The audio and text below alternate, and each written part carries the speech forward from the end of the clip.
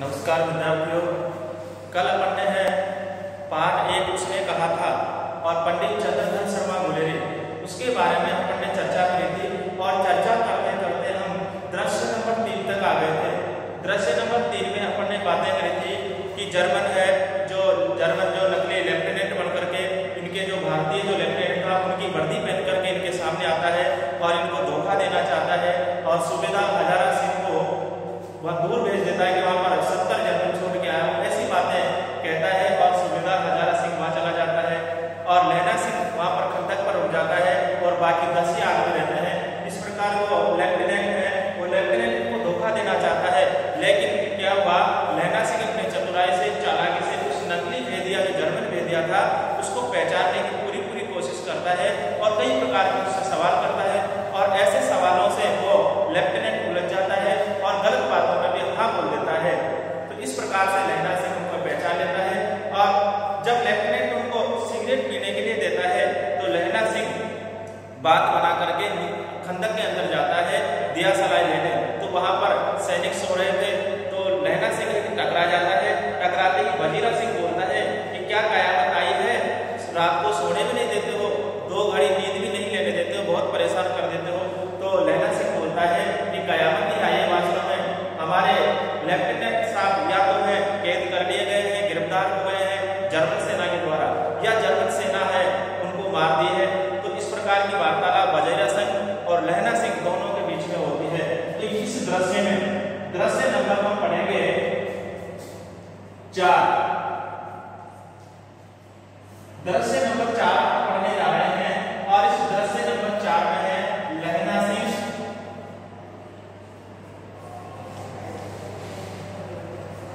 और वजीरा सिंह।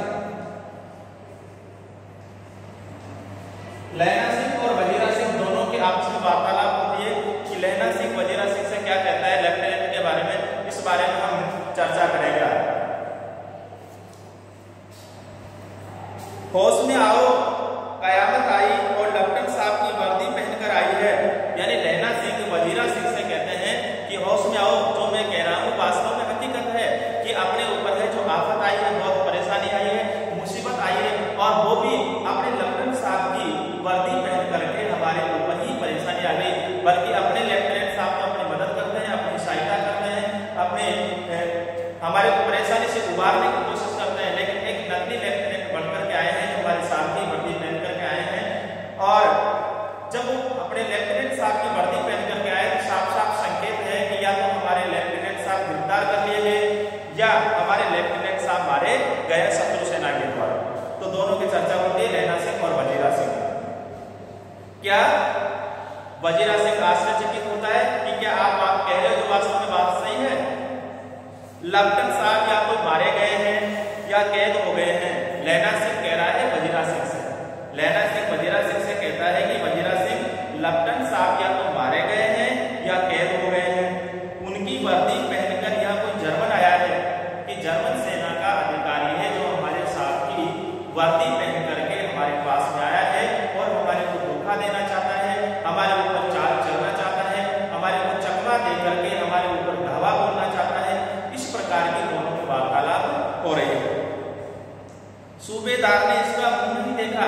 सूबेदार कौन? हजारा सिंह है। सूबेदार है हजारा सिंह दूसरी तरफ चले जाते हैं क्योंकि जब नकली जो जर्मन आया था वो आदेश देता है सूबेदार हजारा सिंह, तो हजारा सिंह हाँ में जवाब देता है। वो कहता है नकली लेफ्टिनेंट साहब सूबेदार को आदेश देता है, कमान देता है कि आप यहाँ से थोड़ी दूर चले जाइए, वहां पर 70 जर्मन है, उनको आप मारना और उनको पराजित करना और खंडक को अपने अधिकार में ले लेना। ऐसी बातें वो कहता है। सूबेदार हजारा सिंह अपनी खंडक छोड़ करके वहां से चले जाते हैं, लेकिन सूबेदार हजारा सिंह उस नकली लेफ्टिनेंट का चेहरा नहीं देख पाए थे।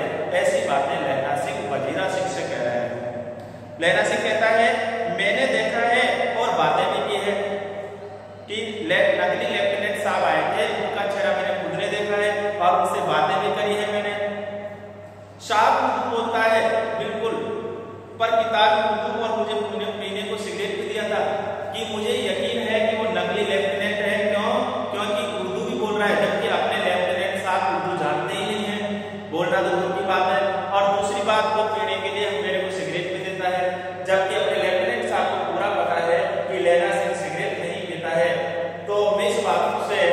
आश्वस्त हो गया कि वो नकली लेफ्टिनेंट साहब हैं। तो अब यानी वजीरा सिंह कहता है लैला सिंह से, तो अब यानी अब क्या करें? अगर ऐसा धोखा हमारे साथ होने जा रहा है तो अब हमारे को क्या करना चाहिए?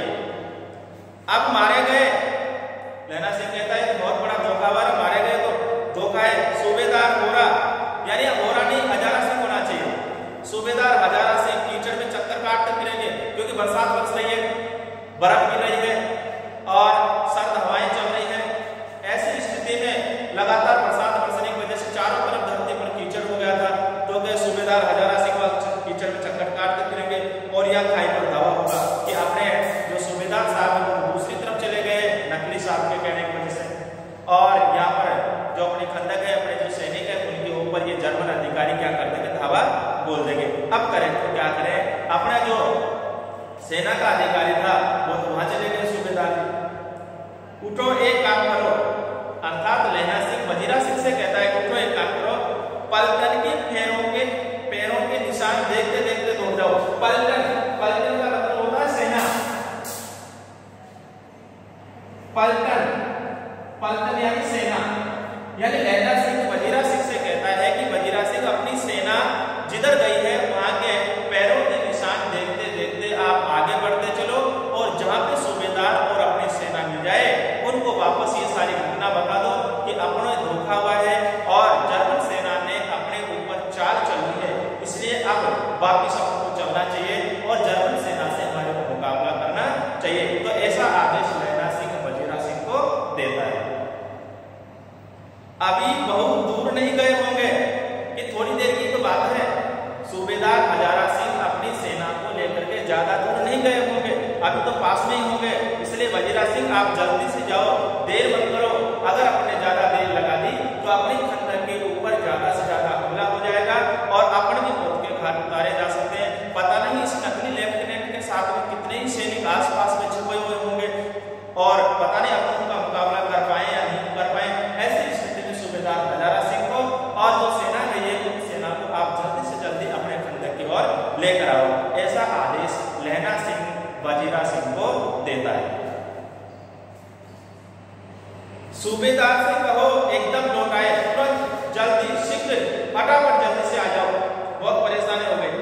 खंदक की बात झूठ है, अर्थात लेफ्टिनेंट साहब ने जो बातें कही थी कि वहां खंदक में 70 जर्मन छिपे हुए हैं, वो खंदक की सारी बातें क्या है? झूठी है। ये बातें जाकर के आप सूबेदार हजारा सिंह को बताना, ये लैला सिंह कहता है। चले जाओ, खंदक के पीछे से निकल जाओ। लैला सिंह वजीरा सिंह को कहता है कि अपने खंदक के पीछे वाले हिस्से से जाओ, क्योंकि आगे वाले हिस्से से जाओगे तो लेफ्टिनेंट साहब को पता चल जाएगा और लेफ्टिनेंट साहब को पता चल गया तो अपने ऊपर अचानक आक्रमण हो जाएगा, अपने ऊपर धावा हो जाएगा और अपन उस परिस्थिति का मुकाबला कर पाए या नहीं कर पाए। इसलिए आप अपने खंदक की जो पीछे का हिस्सा है उस हिस्से से आप जाने की कोशिश करें। पत्ता तक न खड़के, पत्ता तक न खड़कने का मतलब है कि किसी को कानों कान तक खबर नहीं होना, यानी इस हिसाब से जाओ कि अगर मान लीजिए जर्मन सेना भी कहीं पर छिपी हुई हो तो उनको भी पता नहीं चलना चाहिए और नकली जो लेफ्टिनेंट आया है, जर्मन भेदिया आया हुआ है, उसको भी कानों कान खबर नहीं होनी चाहिए। अगर उसको पता चल गया तो अपने ऊपर आक्रमण हो जाएगा। इसलिए वजीरा सिंह जी आप जल्दी से जाओ और लेकिन पता नहीं चलना चाहिए, पीछे के हिस्से से चले जाओ। फिर कहते हैं चले जाओ, खंदक के पीछे से निकल जाओ, पत्ता तक न खड़के, देर मत करो, हुक्म तो यही है कि यही। लैला सिंह कहता है कि अब मेरे को आदेश तो यही है कि मेरे मन में जैसे आ रहा है कि मैं यही इनका काम तमाम कर दूं, ऐसी हुक्म की लेकिन फिर कहता है कि यार क्या करें क्या नहीं करें, ऐसे हुक्म को नहीं मानना चाहिए कि आपने जान पर ही आफत बनने आ रही है तो ऐसे आदेशों को नहीं मानना चाहिए। ऐसे आदेशों की ऐसी तैसी ऐसे मतलब क्रोध में आकर के बातें करता है। मेरा हुक्म वजीरा सिंह से कहता है कि वजीरा सिंह आप तो इस समय वही काम करो जो मैं कहता हूँ, क्योंकि मेरे से बड़ा अधिकारी जो सूबेदार हजारा सिंह था वो यहाँ पर है नहीं, इसलिए आपको मेरी बातें ही माननी होगी। क्या कहता है लैला सिंह? जमादार लैला सिंह जो इस वक्त यहाँ सबसे बड़ा अफसर है कि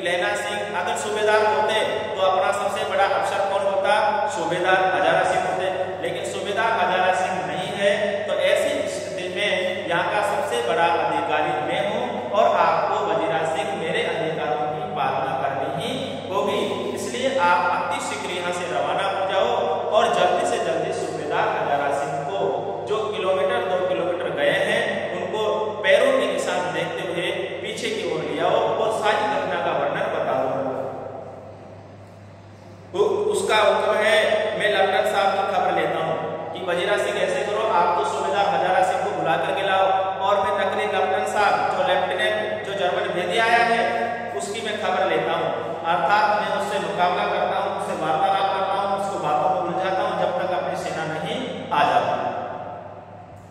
पर यहाँ पर तुम आ भी हो, वजीरा सिंह को डर लग रहा है कि मैं भी चला जाऊंगा, आप उससे बातें करते रहोगे, क्योंकि नकली लेफ्टिनेंट ने ऐसा कहा था, पिछले दर्शन में हमने पढ़ा था, उसने ऐसा कहा था कि सिर्फ आपको यहाँ 10 सैनिक छोड़ रहे हैं और बाकी सैनिकों को वहां ले जाओ।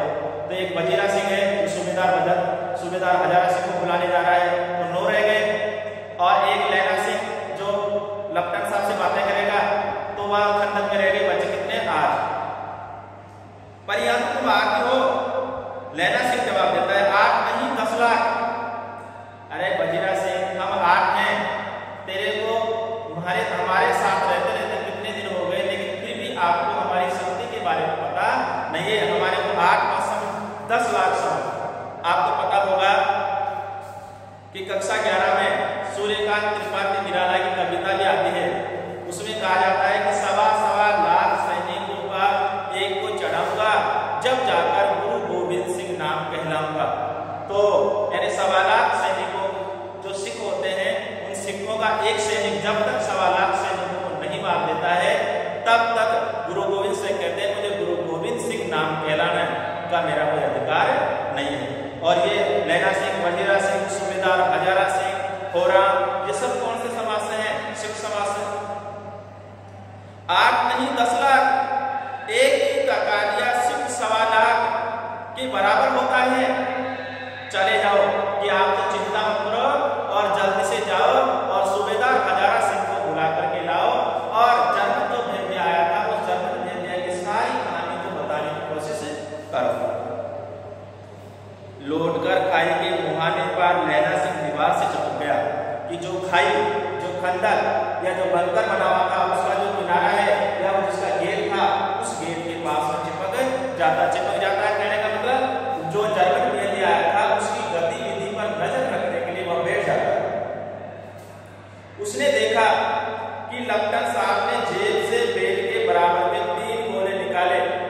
लैला सिंह उस दीवार के पास में बैठा बैठा देख रहा है। लेफ्टिनेंट साहब ये सोच रहे हैं कि भाई लैला सिंह अंदर गया हुआ है, तो बाहर आया नहीं, बल्कि वो किनारे पर आकर के लेफ्टिनेंट साहब की नजर रख रहा है कि क्या कर रहा है क्या नहीं कर रहा है।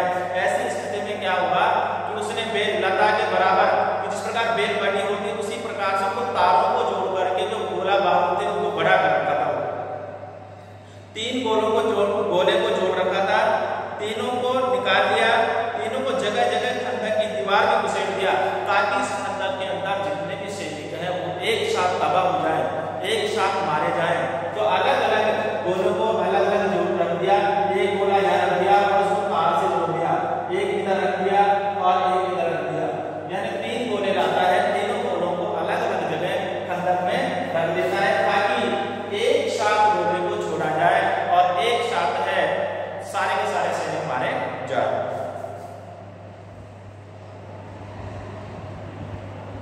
तीनों में एक तार, तीनों को जगह जगह खंडक की दीवारों में घुसेड़ दिया यानी लगा दिया, तीनों में एक तार सा बांध दिया। तार के आगे सूखी एक गुत्थी थी, एक झुंड था सूखे झाड़ों का, ऐसे गुच्छा था, किनारे पर एक गुच्छा बना रखा था और गुच्छे का मतलब भाई यहां से आग लगा दी जाएगी और तुरंत तीनों गोले छोड़ दिए जाएंगे।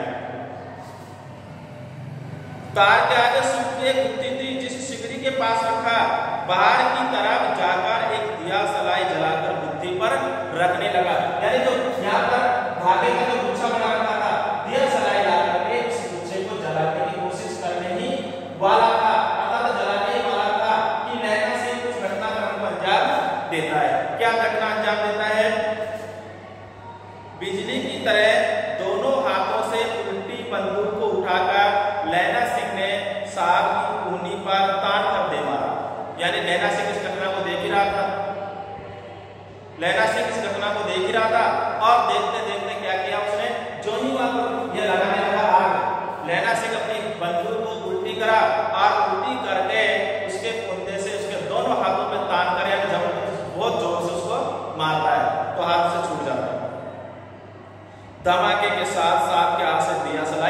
गिर गई। अर्थात वो बम धमाके जो होने वाले थे, लैला सिंह की चतुराई से, लैला सिंह की सूझबूझ से, लैला सिंह की चालाकी से, लैला सिंह की समझदारी से वो घटना जो है रुक जाती है, नहीं तो सारे सैनिक है मारे जाते। लैला सिंह ने कुंदा साहब की गर्दन पे भी मारा और साहब आहा मीरपुर, ओ माय गॉड ऐसे कहते हुए चित्त हो गए, अर्थात बेहोश हो गए। यानी लैला सिंह है उस बंदूक का को है अपने हाथ में लेकर के लेफ्टिनेंट साहब की गर्दन पे जोर से कस करके मारता है, बहुत जोश के साथ में। तो लैला सिंह उसकी मारता है लेफ्टिनेंट साहब के, तो लेफ्टिनेंट साहब बहुत जोर से चिल्लाते हैं, बोलते हैं ओह माय गॉड, और ऐसे कह करके वो बेहोश हो जाते हैं, मूर्छित हो जाते हैं। साहब की लैला सिंह ने तीनों गोले बीनकर खंदक के बाहर फेंके और साहब को घसीटकर सिगड़ी के पास लिटा दिया। सिगड़ी जल रही थी क्योंकि ठंड लग रही थी लोगों को, तो अपने आप को गर्मी देने के लिए सिगड़ी जला रखी थी। तो ऐसी स्थिति में उसको बेहोश हो गए लेफ्टिनेंट साहब, और लेफ्टिनेंट साहब को घसीट करके अपने पास में लिया सिगड़ी के पास। जेबों की तलाशी ली, जो कोट पहन रखा था, वर्दी पहन रखी थी साहब ने।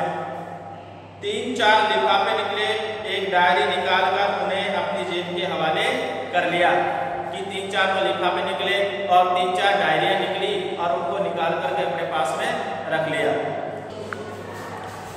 मीरपुर कहते हुए चित्त हो गए। लैला सिंह ने तीनों गोले बीनकर खंदक के बाहर फेंके और साहब को घसीटकर सिगड़ी के पास लिटाया। जेबों की तलाशी ली, 3-4 लिफाफे और एक डायरी निकालकर उन्हें अपनी जेब के हवाले कर लिया। साहब की मूर्छा हटी, अर्थात थोड़ी देर बाद में लेफ्टिनेंट साहब को होश आया। लैला सिंह हंसकर बोला, लैला सिंह हंसकर के बोला, जो साहब को होश आता है लैला सिंह मजाक के अंदाज में, यानी व्यंग्यात्मक भाषा में बोलता है। क्यों लेफ्टिनेंट साहब, मिजाज कैसा है आपका, स्वास्थ्य कैसा है, ठीक है?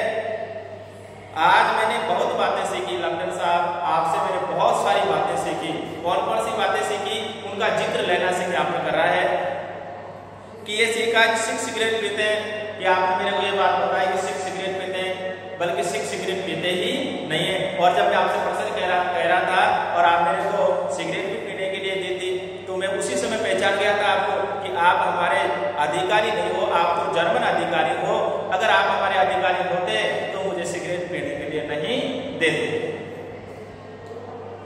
ये सीखा कि जगाधरी जिले में नीलगाय होती है, और मैंने नीलगाय की चर्चा करी। जगाधरी जिला हरियाणा में, तो मैंने नीलगाय की चर्चा करी, बल्कि जगाधरी जिले में नीलगाय होती नहीं है। और आपने लेफ्टिनेंट साहब क्या कहा था कि हाँ वहां पर नीलगाय होती है और 2-2 फुट के उनके सींग होते हैं, बल्कि ऐसा होता ही नहीं है। इस परिस्थितियों से भी मैं आप सीख गया था कि आप हमारे अधिकारी नहीं हो, आप तो क्या हो, जर्मन वेद्या हो, जर्मन शत्रु हो, जो हमारे ऊपर हवा बोलने आए। ये सीखा कि मुसलमान खानसामा यानी जो रसोई बनाने वाला था, ये सीखा कि मुसलमान खानसामा मंदिरों में जल चढ़ाते हैं। और अब मैं बोला था कि आपका जो खानसामा था, जो रसोईया है, वो अपन तो आगे निकल गए थे शिकार के लिए, और आपका खानसामा अब्दुल्ला वो वहीं रुक जाता है, मंदिर में जल चढ़ाने के लिए रुकता है, और उसके लिए भी आपने हामी भरी, बल्कि मुसलमान मंदिर में जल नहीं चढ़ाते। ये बात भी मैंने सीखी। इसी वजह से मैं पहचान गया था आपको कि आप नकली जर्मन भेदिया हो। लॉर्ड लेफ्टिनेंट साहब घोड़े पर चढ़ते हैं, और आपने ऐसे भी कहा था कि लेफ्टिनेंट साहब है, मैंने बोला था लेफ्टिनेंट साहब घोड़े पर यानी गधे पर, और आपने गधे पर चढ़ने की बात पर भी हामी भरी थी।